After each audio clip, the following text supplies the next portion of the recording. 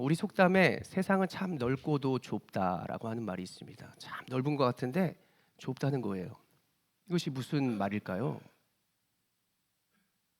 세상의 어려운 사건들, 여러 가지 위험한 일들, 또 좋은 일들, 그러한 일들이 남의 것만인 줄 알았는데 내 것도 되네. 나에게도 이러한 수고와 이러한 힘듦이 있네.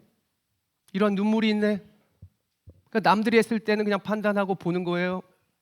아유, 저러니까 저렇지. 저렇게 사니까 저렇지. 근데 막상 내가 겪으면 어때요?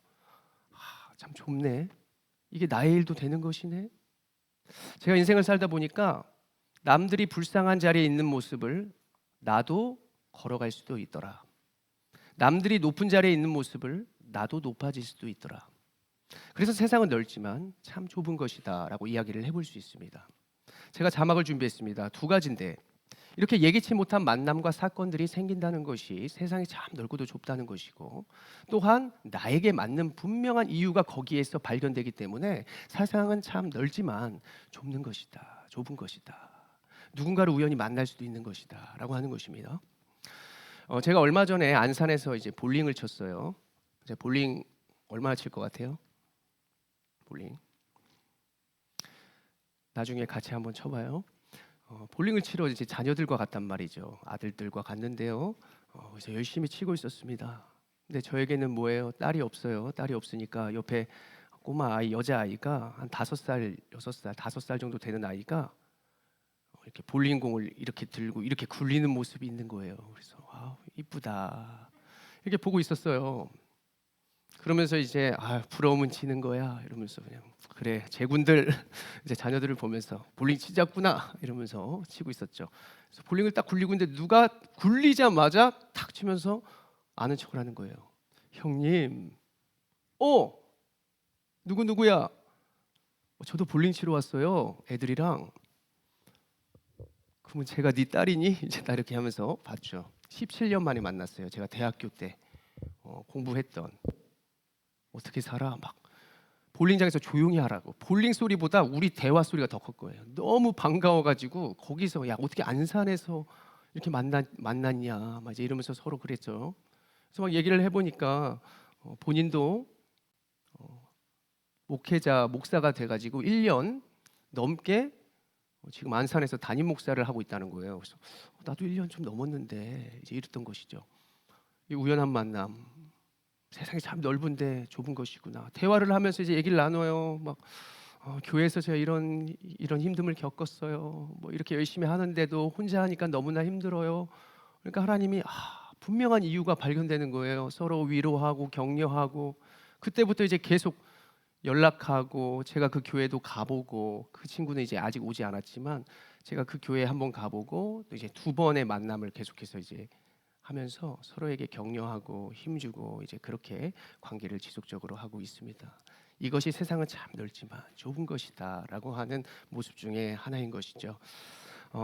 우리의 모습도 동일한 것 같아요. 그리고 예수님의 제자로서 살아가는 삶도 참 넓은 것 같지만 좁은 거예요. 결국 믿게 되어 있습니다. 결국 제자가 되어 있고요. 그리고 하나님께서 이렇게 다양한 우리들을 오늘 이 자리에 참여하게 하시고 만나게 하신 이유, 여러분들 같은 사람을 제가 만날 줄 알았겠습니까? 개척할 때 두 가정인가 시작했잖아요. 저희 거의 두 가정이 몇 분의 수고와 헌신, 온사랑 교회에서 또 몇 명의 이 조력자들이 함께 해주셨는데요. 어느덧 금요 예배도 다른 교회에서도 많이 참석해요. 그분이 이제 알려줬어요 저한테. 목사님 얼굴이 되게 환해요. 목사님 이렇게 피부가 좋았어요? 알고 보니까 조명 때문인 것이죠. 이런 모습을 여러분들 봐주는 사람도 있고 혼자만 예배할 줄 알았거든요. 새벽에 8명 예배 드려요 여러분. 10명 넘게 드린 적도 있고요. 그러니까 이렇게 제가 생각한 것보다 보통 10명이면 100명대 교회가 한 10명 모이거든요. 근데 이 교회가 참 세워진 이유가 있구나. 나는 부족한데 하나님께서 함께 하시는 자들과 영광 받으시려고 그러시는구나라고 하는 사실을 깨달아요.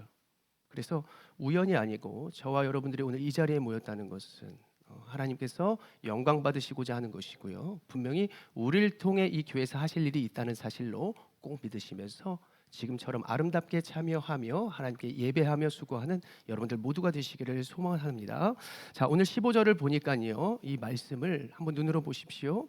한 사람이 불쑥 나와서 외치는 거예요. 하나님 나라에서 떡을 먹는 자는 복됩니다. 하나님 나라에서 떡을 먹는 자는 복됩니다. 라고 하는 것이죠. 성경에서 하나님 나라가 나올 때는 여러분들 이거와 연결해서 보면 좋을 것 같아요. 자막을 보십시오. 이거와 연결해서 볼 수 있는 것인데, 성경의 구원, 성경의 천국, 그리고 영생, 하나님의 함께하심, 임마누엘, 이러한 여러 가지들을 보면요, 이것이 하나님 나라와 연관되어 있다라고 하는 것으로 여러분들 보시면 되겠습니다. 하나님 나라, 이 나라에서 떡을 먹는 자가 복되다라고 하는 것이죠. 근데 이 소리를 외쳤을 때 사람들이 이 하나님의 나라에 대해서 잘 몰랐어요. 구원이라든가 천국이라든가 영원한 생명이라든가 하나님의 함께 하심을 몰랐습니다. 이 사람들이 말하고 그 사람들이 이해했던 그 정도의 수준은 어느 정도였냐면, 여러분들 떡이 뭐예요? 여러분들이 좋아하는 음식입니다. 여러분들의 밥, 뭐 여러 가지, 여러분들 짜장면, 피자, 라면, 여러 가지의 음식들이 있는데, 그 음식을 잘 먹는 자가 복되는 거예요. 돈을 많이 버는 자가 복된 것이고요. 그리고 내가 건강해서 막 힘 조절하고 드러내고, 이게 정말 잘 사는 거고 축복이다. 이것을 하나님 나라에서 먹는 자가 복되다라고 하는 의미로 사람들이 알았다는 것입니다. 사실 복이죠. 돈이 많으면 복이고요. 여러분, 자녀가 잘 돼도 복이고, 잘 먹어도 복이죠. 그래서 우리가 나이가 들면서 치아가 좋아야 또 잘 먹을 수 있죠. 뭐 치아만 좋다고 되나요? 장기가 좋아야죠. 이 음식 피하십시오. 밀가루, 단 거. 술도 좋아했는데 술도 끊으래요. 여러 가지의 모양과 모습이 세상에서 주어진 것을 도구로 삼아서 내가 잘 누리고 있었는데요, 이것을 못 누리면 복이 되지 않네. 이것은 하나님을 모르는 사람도 아는 것입니다. 그냥 그 정도의 수준으로 알고 있었는데, 하나님이 예수 그리스도를 보내주셔서 오늘 예수님을 통해서 뭐라 그래요? 예수님은 이 하나님 나라에 대해서 제대로 정정하고 그리고 제대로 이해하기를 바라셨다라고 하는 것입니다. 그래서요, 예수님이 의도하는 떡에 대해서 알아야 하는데요, 요한복음 6장 35절의 말씀, 이 떡을 먹음이 무엇인지를 한번 살펴봅시다. 읽겠습니다. 시작. 예수께서 이르시되 나는 생명의 떡이니 내게 오는 자는 결코 줄이지 아니할 터이요 나를 믿는 자는 영원히 목마르지 아니하리라. 아멘. 예수님이 생명의 떡이라는 사실입니다. 떡을 먹었다. 예수님이 성육신하셨잖아요. 말씀. 여러분들, 제가 말씀 얍, 아멘, 말씀 먹는 것이죠. 이것이 무엇이냐면, 세상의 음식을 먹고 마시는 것처럼 여러분들이 하나님의 말씀 먹고 마시고 연합하는 것입니다. 하나님과 함께함. 하나님이 나와 같이 되어 주셨으니까요, 때로는 우리가 업신여기죠. 때로는 하나님이 낮아져 주셨는데도 너무 높다고 하는 거예요. 어떤 성도분은 그래요. 목사님과 마주 보고 식사하면은 제가 음식이 코로 들어가는 것 같습니다. 저를 높여주는 것이죠. 이렇게 너무 높이다 보면요, 교제하거나 하나 될 수도 없어요. 또 너무 낮게 보면요, 하나 될 수 없어요. 주님이 딱 적당한 수준과 분량과 모든 것들을 아시고 거기에 맞게 딱 눈높이에 맞춰주는 인격적인 만남이 다 누구에게 있을 수 있습니다. 우리가 깨닫지 못하는 것뿐이죠. 근데 오늘 생명의 떡, 하나님 나라에서 너희가 그것을 누리면서 하나님에 대한 믿음으로 함께할 때 나와 연합한 자가 되는 것이요, 그는 축복을 받은 사람이다. 복의 복을 받는 사람이다. 저는 이 사람이 바로 저와 여러분이다 라고 믿습니다. 믿으십니까? 네, 믿으셔야 합니다. 오늘 그래서 예수님은요, 이 연합을 이야기하면서 이해하기를 바라시면서 오늘 16절부터 큰 잔치의 비유를 해주십니다. 예수님은 항상 하나님의 나라를 비유로 이야기를 하시는데요, 16절의 말씀을 같이 읽어보시죠. 시작. 이 시대에 어떤 사람이 큰 잔치를 베풀고 많은 사람을 청하였더니 아멘. 큰 잔치라고 표현한 것은 큰 잔치를 베풀 정도의 능력이 되려면요, 문맥상 보면 왕 같은 지위가 있는 그러한 권력자가 지금 잔치를 준비했다는 것입니다. 그 권력자가, 그 왕이 왜 수많은 여러 다양한 백성들을 초대하려 했을까? 여러분 누구를 초대할 때 왜 초대하려고 그래요? 왜 결혼한다고 초청장 보내요? 와주셨으면 좋겠습니다. 돈 벌려고 그래요? 아니죠. 그 사람을 보고 싶고 그 사람이 나를 축복해주면 그것이 더 복될 것 같아서 뭔가를 준비하고 또 내가 준비한 음식을 먹었으면 우리가 여러 가지의 의도로 생각을 해볼 수도 있겠습니다. 그 당시의 초대는 이러한 개념으로 보면 좋을 것 같아요. 요즘의 개념과는 좀 다릅니다. 그냥 뭐 SNS처럼 그냥 대충 보내고 그냥 전화해서 말하고 요거가 아니라 총 2번에 거쳐서 이렇게 초대를 하게 되는데 먼저는 예약의 개념입니다. 시일을 많이 남겨놓고 종을 보냅니다. 그러면 종이 그 초대 받을 사람, 초대 받은 사람을 해서 이제 나아가서 올 수 있어요. 이렇게 주인님이 이렇게 초대합니다. 오실 수 있어요. 다 초대받아요. 그럼 그 초대받은 사람을 중심으로 이제 2번째 초대가 시작하는 것이죠. 이제 얼마 남지 않는 상황 속에서 초청합니다. 그때 오시기로 했는데 오실 거죠? 지금 음식 준비하고 있는데 오실 거죠? 왜 이것이 중요한가요? 그 시대의 시선으로 가야 됩니다. 왜냐하면 그 시대가 지금처럼 냉장고가 있어요? 뭐 이렇게 칼 이런 거 있을까요? 이렇게 도구들이 제대로 갖춰지지 않는 것입니다. 다 그냥 노예들이 종들이 해야 되고요. 음식들도요. 그것을 잘 준비해야 돼요. 보관하는 부분이나 이런 여러 가지들이 지금처럼 녹록지 않았다는 것이죠. 그래서 이제 이것들을 1차적인 예약 때 다 세팅을 하고요. 그리고 이제 최종 확정에 따라서 아주 디테일한 그런 부분들을 준비하고 초대하는 것이 큰 잔치의 의미 속에 있습니다. 그런데 이렇게 종을 보내서 이제 2번째 초청으로 임하는데 오늘 18절 한번 보십시오. 18절에 한번 읽어봅시다. 시작. 다 일치하게 사양하여 한 사람은 이르되 나는 밭을 샀음에 아무래도 나가 보아야 하겠으니 청컨대 나를 양해하도록 하라 하고. 아멘. 오늘 18절부터 20절까지를 보면 이 부류들이 다 잘 사는 사람들이에요.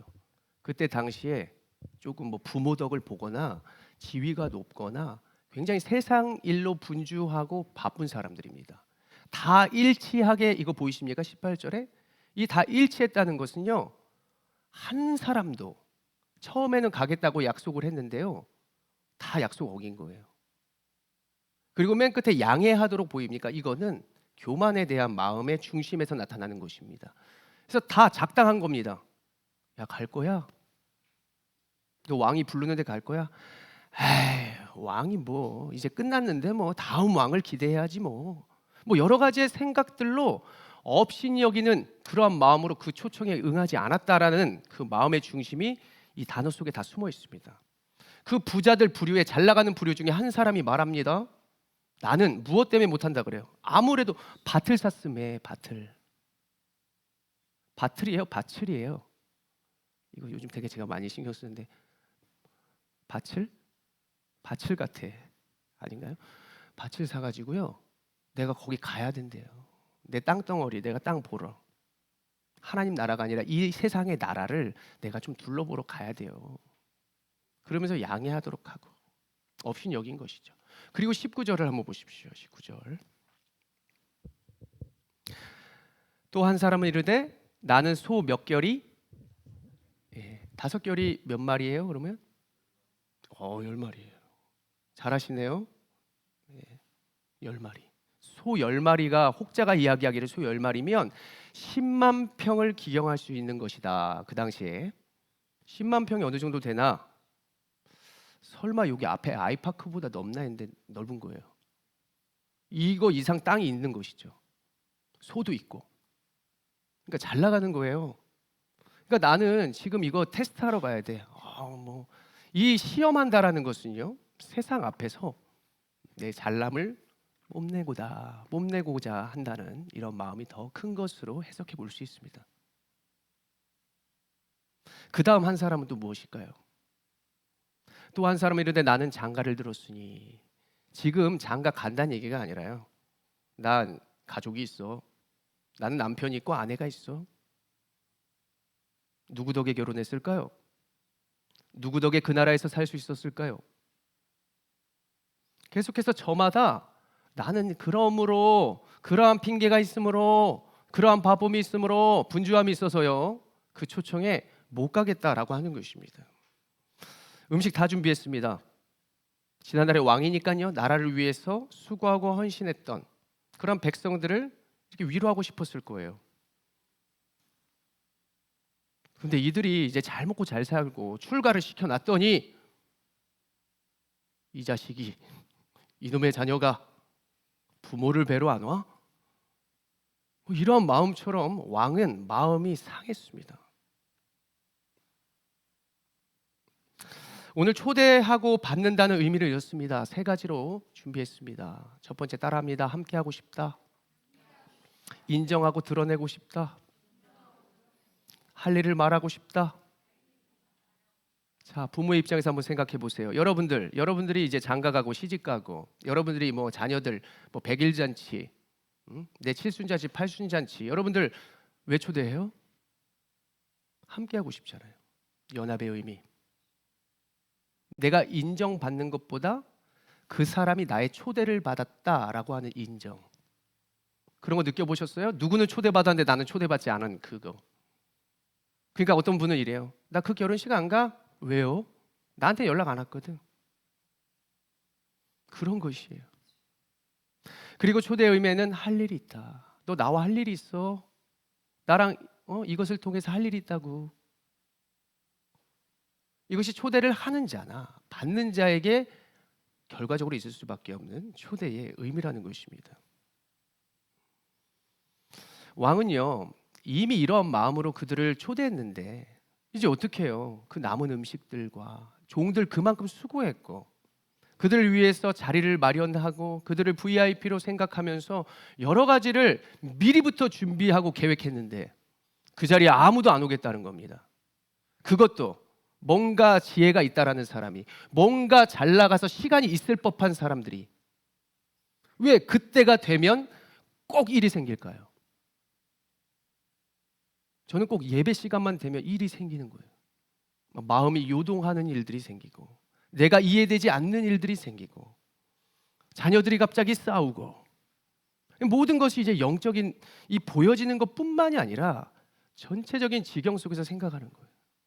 이런 일이 있을 것이다. 내 마음을 추스리리라. 이렇게 초대에 있을 때는 모든 일들을 제껴 놓으리라. 모든 것에 있어서 계획적으로 가는 것이죠. 다른 때는 계획해요. 다른 때는 계산해요. 네가 얼마 샀으니까 나도 얼마 살 거야. 네가 이거 카드 내고 내가 카드 내고. 저 요즘 젊은이들 문화들도 보는데 각자 개인 카드 내죠. 그렇죠? 이러한 계산법이 이제 주님 안으로 이렇게 나의 안으로 들어오다 보니까 하나님 앞에서 가정에서 여러 가지들의 모습이 세상 닮아지는 거예요. 그러니까 안 맞죠? 이 왕은 마음이 어땠을까? 그렇다고 그냥 아유 잔치 다 엎으자. 그렇게 옛날에는 더 살기 어려웠을 텐데 그냥 음식들 다 버려라. 이렇게 하지 않았습니다. 플랜 2. 왕이 어떻게 합니까? 마치 이것입니다. 로마서 11장 29절의 말씀 하나님의 모습으로 비추어 보시죠. 읽겠습니다. 시작. 하나님의 은사와 부르심에는 후회하심이 없느니라. 아멘. 하나님의 그 잔치의 계획은 변함이 없대요. 뒤집어 엎지 않는데요. 그 계획은 그대로 진행합니다. 비행기는 떴습니다. 다 타지 않아도 떠나는 거예요. 그분은 이미 명예로서 실추가 됐고 그들 때문에 흠집이 났고 영혼이 털털 털렸을 수도 있어요. 배신감도 느낄 수 있고요. 나는 너를 믿었는데, 나는 너를 사랑했는데, 내가 너를 위해서 밤낮 수고를 아끼지 않았고, 너가 알아? 내가 너가 잠이 들지 않았을 때 너를 업고 잠을 재웠고, 너가 신음할 때 내가 옆에서 너와 함께했고, 너 그거 알아?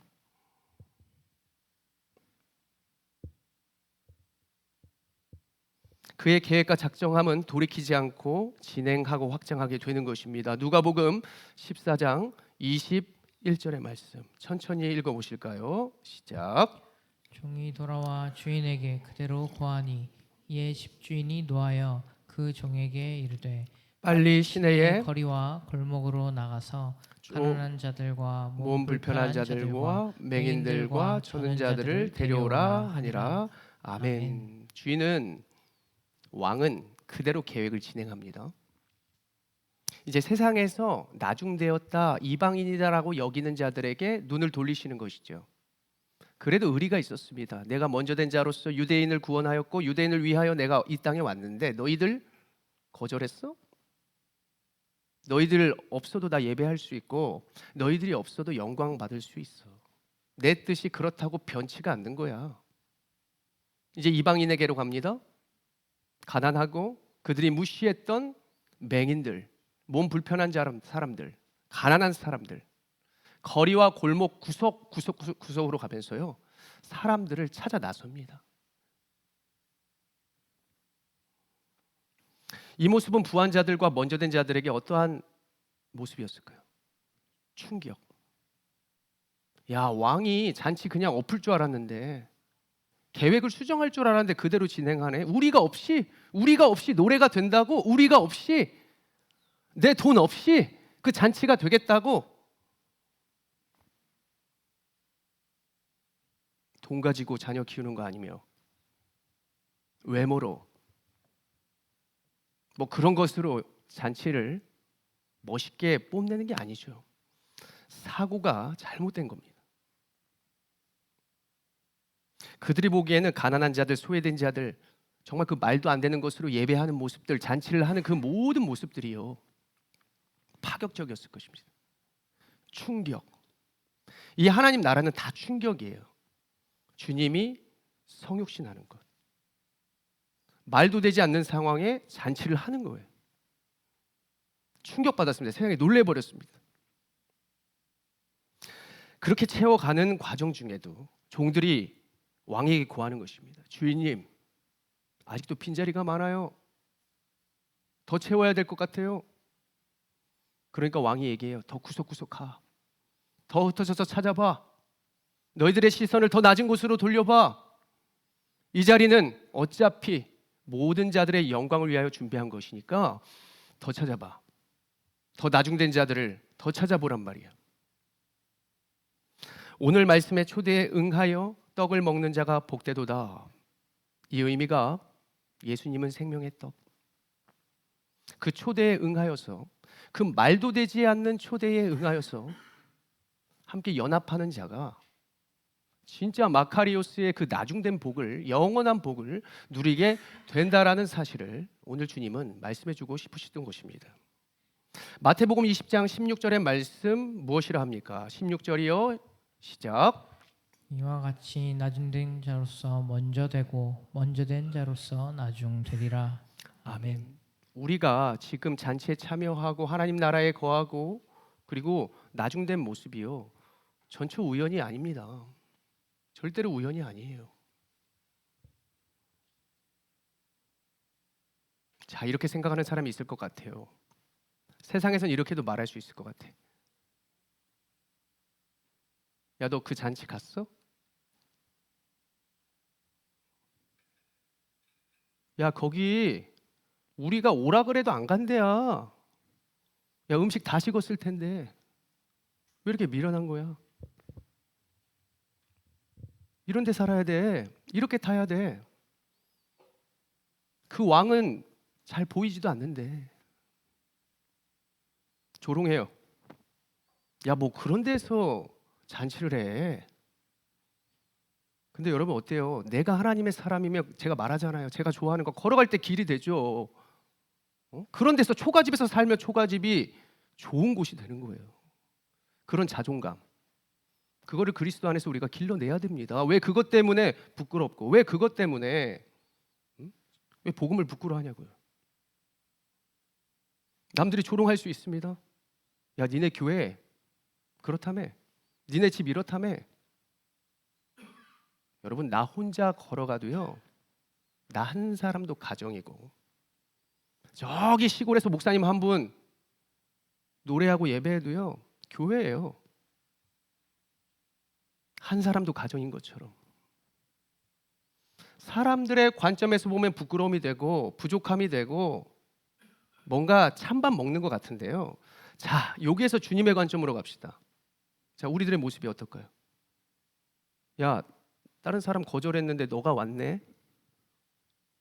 야, 다 바쁘다고 세상 좋다고 나 무시하고 거들떠도 안 봤는데 너 내가 아직 나의 선물도 주지 않았고 이 잔치 때 음식이 또 이런 음식이 있었지 이거 보여주지도 않았는데 왔네.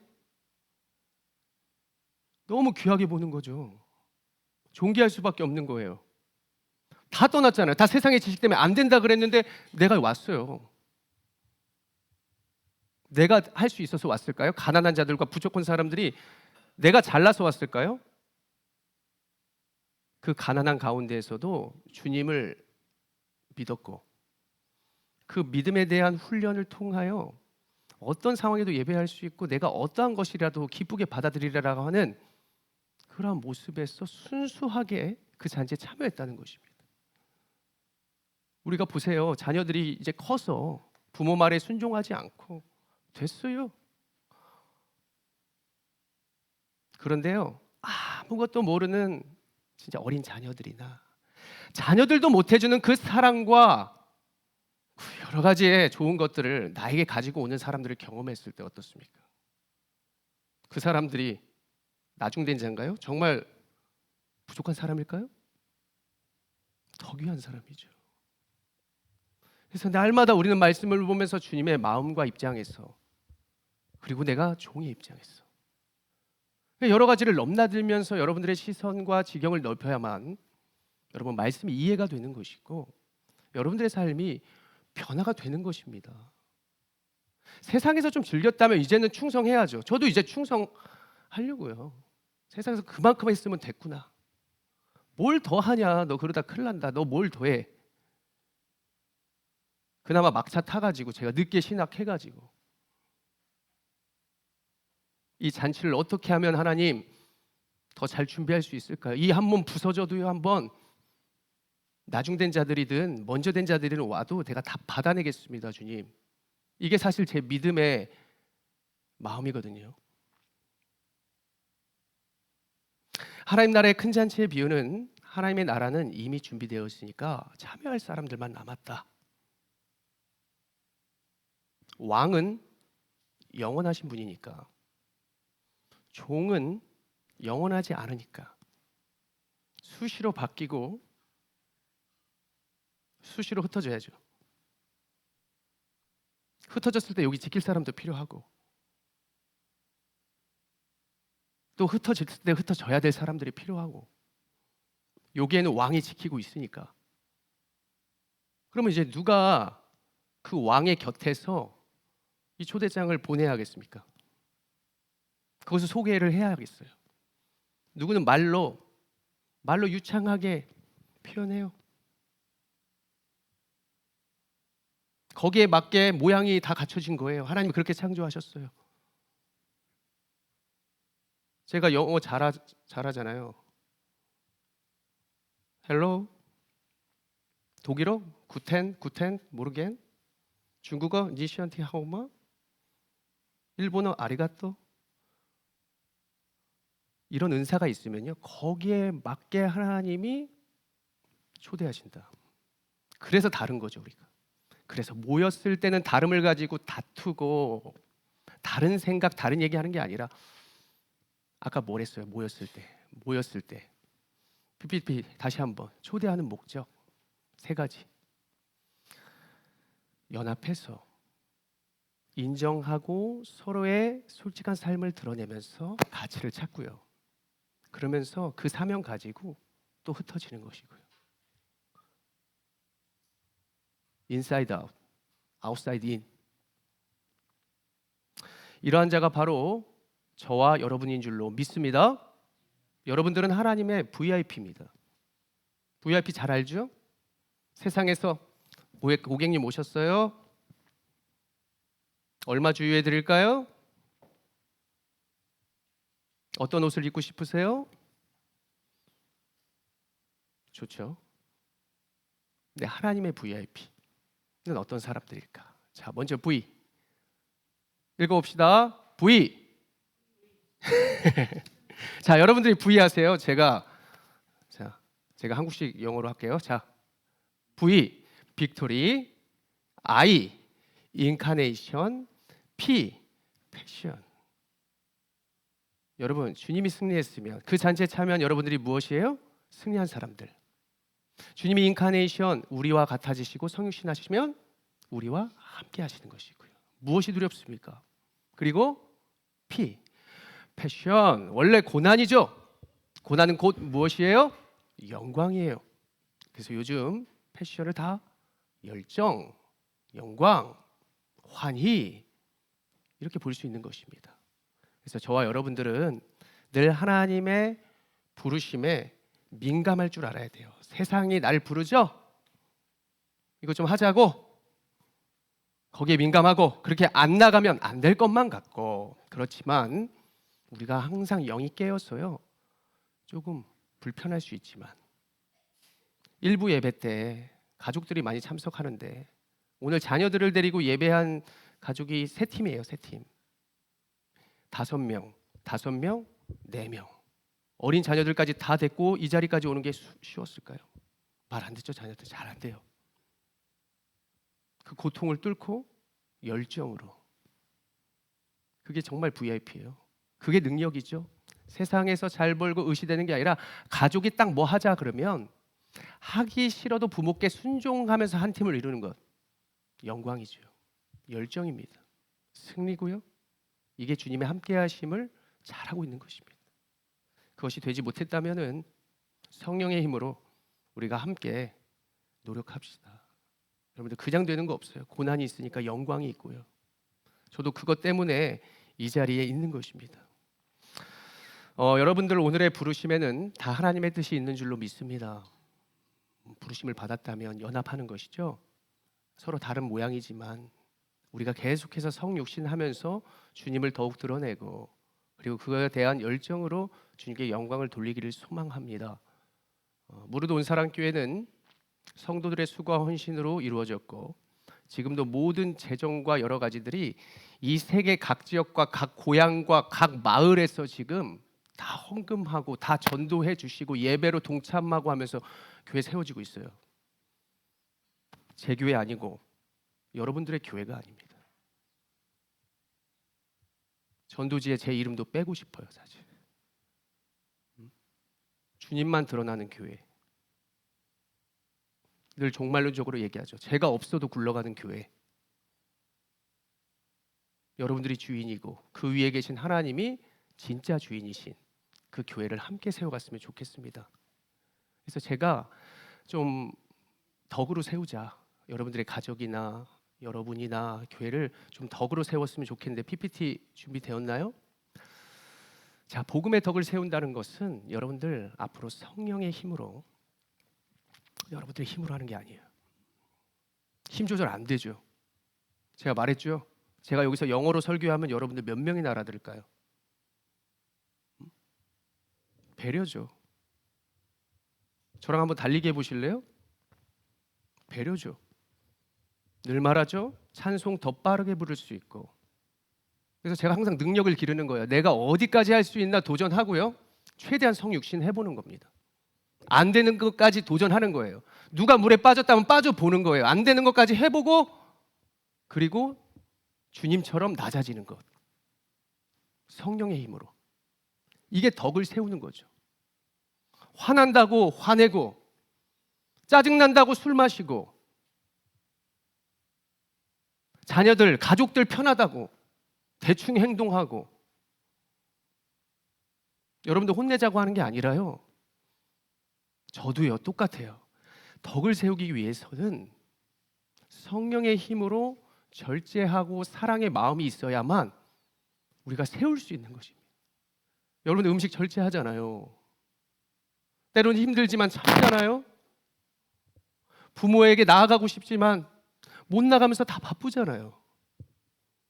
하고 싶지만 절제하는 것이잖아요. 그 마음을 주님께서 아시고 우리가 성령 안에서 그것을 가지고 살아가면 저절로 덕은 세워지는 것입니다.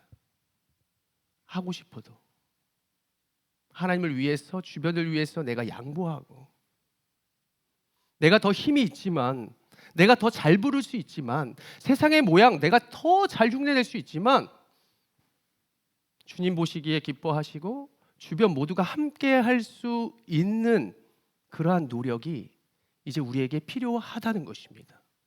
왜요? 우리는 이미 잔치에 참여했기 때문에. 이제 남들을 참여시키기 위해서 믿지 않는 배우자, 사랑하는 자녀들, 순종하면서 지금 잘 따라올 수 있어요? 끝까지 따라오게 하려면 계속해서 기도로 깨어 있어야 되고요. 그들과 함께 해주어야 되고요. 그리고 언제나 그들의 입장에서 또 그들의 눈높이에 맞게 복음을 표현할 수 있어야만 합니다.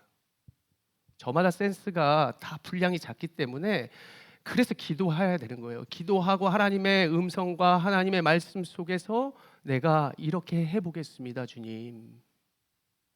기도는 우리의 소원이 이루어지는 기도가 아니라 하나님의 뜻과 우리의 뜻이 합하여져서 주님의 능력과 주님의 실력이 나를 통해서 드러나는 것.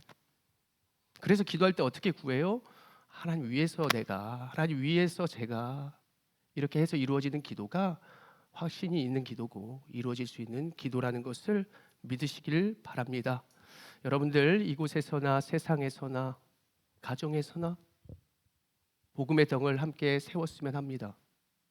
이미 먼저 된 자가 나중되지 않도록 사랑하는 자녀들을 위해서, 그들이 지금 나중된 것 같아 보여도, 우리의 식구들이 나중된 것 같아 보여도 그들이 잔치에 참여할 수 있는 중보자와 도구가 여러분들이라는 사실을 꼭 기억하시면서, 여러분들은 하나님의 VIP, 너무 존귀하게 하나님이 불러주셨어요. 기대가 됩니다. 기대가 돼요. 끝까지 순종함으로 공동체의 덕을 세우고 가정은 당연히 세워주실 것이고, 여러분들 이 세상을 여러분들 성령의 힘을 통하여 여러분들 각자 맡기신 사역과 은사들을 통하여 아름답게 드러내는 우리 모든 성도 되시기를 소망합니다.